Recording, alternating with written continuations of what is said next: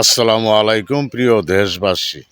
চট্টগ্রামে এক মিটিংয়ে জামাতের আমির শফিকে বলছে ৭১-এর মুক্তিযুদ্ধের স্বাধীনের পর ঘোষণা নাকি কর্নেল অলি আহমেদ দিয়েছে।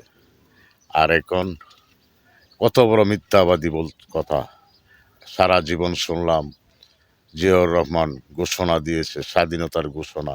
এখনো প্রতিটি মানুষ বলে, যারা মুক্তিযোদ্ধার বিশ্বাসী তারা বলে জিয়াউর রহমান ঘোষণা দিয়েছে। তার বক্তব্য রয়েছে এই বেঈমান বাটপার সিটারে বলে স্বাধীনতার ঘোষণা নাকি অলি আহমেদ দিয়েছে। তো অলি আহমেদ উনি বলেছে না, এটা মিথ্যা কথা। আমি পাশে বসা ছিলাম, জিয়াউর রহমান উনি ঘোষণা দিয়েছে স্বাধীনতার ঘোষণা। তো ওরা কত বড় মিথ্যাবাদী, জায়গায় জায়গায় প্রমাণ পাচ্ছে তারা যে নারী দর্শনকারী, বলাৎকারী, ৭১-এ নারীদেরকে ইজ্জত লুটিয়ে নিয়েছে পাকিস্তান বাহিনী দিয়ে।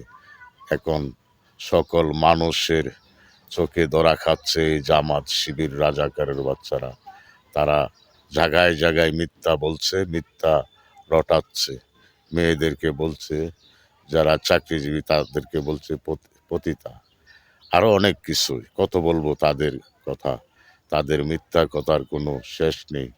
তারা আরেক জায়গায় ওদের নেতাই একটা বলতেছে, ওরা মিটিং করতেছে, আজান দিচ্ছে বলে আজান দিচ্ছে না, বলছে যে আমাদের এখানের মসজিদে আজান পরে দিবে, আমরা বলে এসেছি খতিবকে যে আজান পরে দিতে বক্তব্য শেষে।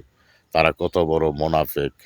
নামাজ ও আজান নিয়ে তারা ব্যবসা করে, তারা আজান ও নামাজকে পিছনে পেলে তারা বক্তব্য দিচ্ছে।